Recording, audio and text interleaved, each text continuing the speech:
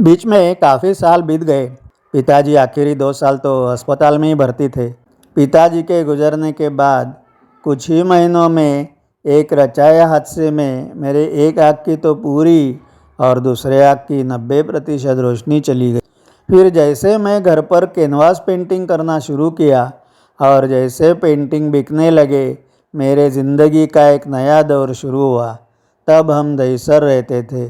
ऐसे ही एक दिन, शायद मार्च 2020, मैं एक बड़े आर्ट गैलरी में गया था। निकलने ही वाला था, तब ओनर आ गए। बोले, अच्छा हुआ तुम आ गए हो आज।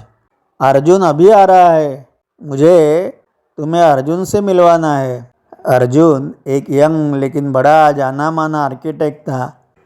पहले एक बार वो गैलरी के ओनर सर ने मुझे उसके बारे में काफ़ी बताया था। थोड़ी देर में एक बेहद हैंडसम लड़का आया। उसके पहराव से वो काफ़ी हाई-फाई अमीर लग रहा था। सर ने हम दोनों का एक दूसरे से परिचय करवा दिया। अर्जुन मेरी तरफ देखता ही रहा, एकदम चिल्लाकर बोला, तू प्रसन्न, हाँ ना? और आकर मेरे गले लग गया। मैं तो देखता ही रह गया। वो थोड़ा नर्वस हुआ, बोला, पहचाना नहीं? अरे मैं अर्जुन, रौनक का फ्रेंड। तब नहीं क्या हम 2-3 बार मिले थे, लगता है तू भूल गया। अर्जुन मुझे आर्ट गैलरी के बाहर कॉरिडोर में लेकर गया। प्रसन्न, तेरी हालात देखी नहीं जा रही है, इतना क्या हुआ है? मैंने उसे शॉर्ट में आँखों के बारे में कहा, पिताजी के बारे में बताया। बाकी कुछ बताना संभव नहीं था। जो बातें मैंने कभी रौनक से भी नहीं बताई थी, और वो भी एक कारण था। मैं रौनक को थोड़ा सा अंतर रखते हुए रखता था। मेरे कारणों वो या उसका बिजनेस तकलीफ़ों में ना आए। अर्जुन ने कहा कि रौनक ने मुझे इतना ढूंढा था। उसके सभी मित्रों और पायल भी दिन रात उसी काम पर लगे रहते। उसके शादी में तो उसने 1000 बार मेरा जिक्र किया।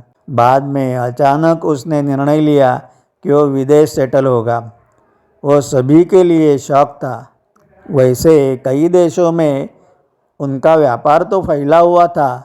पायल को भी शुरू में थोड़ा अचंभा हुआ, लेकिन उसका साथ निभाने का निर्णय जो पायल ने लिया था।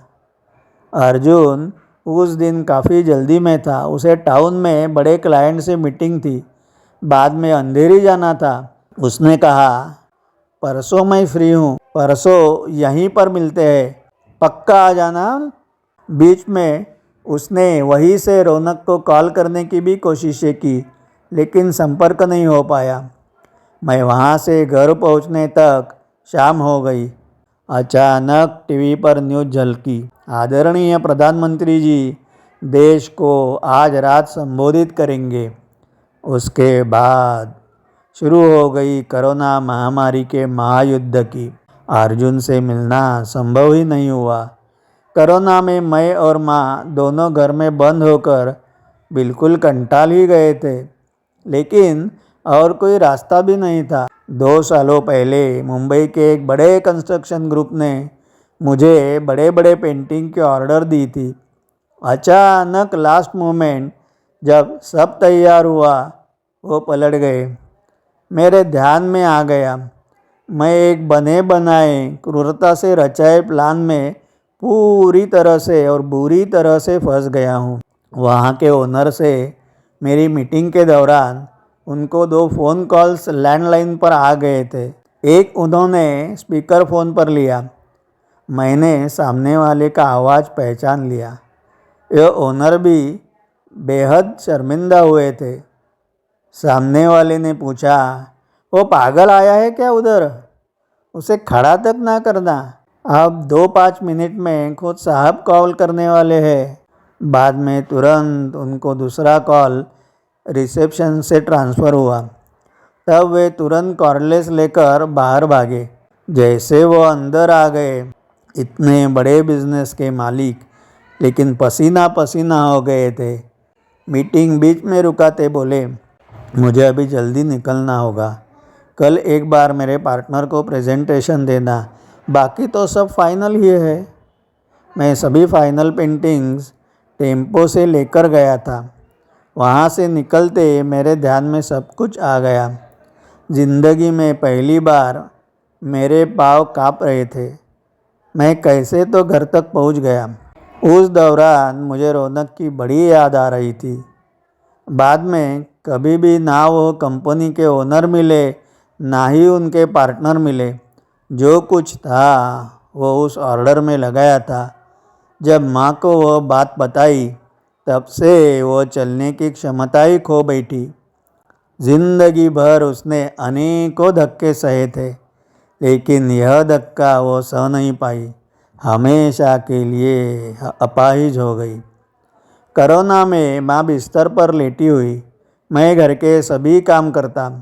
बीच में माँ का एक ऑपरेशन करना पड़ा। तब से वो सपोर्ट के साथ थोड़ा थोड़ा चलने लगी थी। लेकिन मुझे घर के कामों का, भोजन बनाने का पहले से कोई भी अनुभव नहीं था। बर्तन और कपड़े धोना, घर की सफाई, मुझे सब करते करते देर रात हो जाती। बाद में मोबाइल देखने का भी मन नहीं होता था। 1 साल बाद कोरोना का हड़कंप आहिस्ता आहिस्ता कम होते गया। केंद्र सरकार ने जो भी संभव था सब युद्ध स्तर पर किया। एक दिन मैंने बहुत दिनों बाद मेरा लैपटॉप चालू किया। बैटरी खराब हुई थी, इसलिए चार्जिंग चालू रखते ही चलाना पड़ा।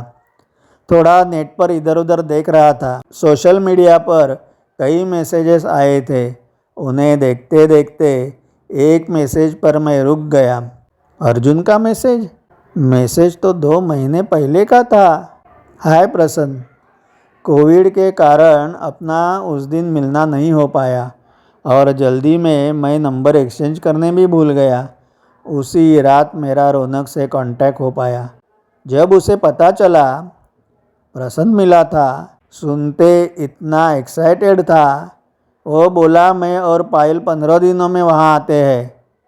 जब तेरे बारे में उसे पता चला, तेरे आईसाइट के बारे में पता चला, वो बेहद शॉक हुआ।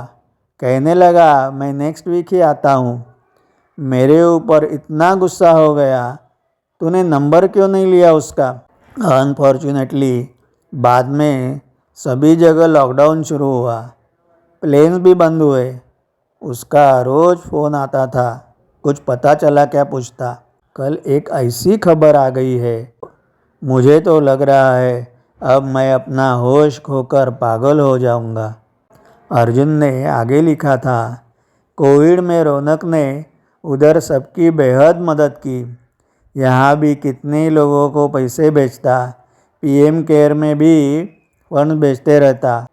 वहाँ इतने दिनों दिन रात रौनक सबकी मदद करता रहा। लेकिन महामारी का असर जब कम होते जा रहा था, तभी उसे भी महामारी ने घेर ही लिया।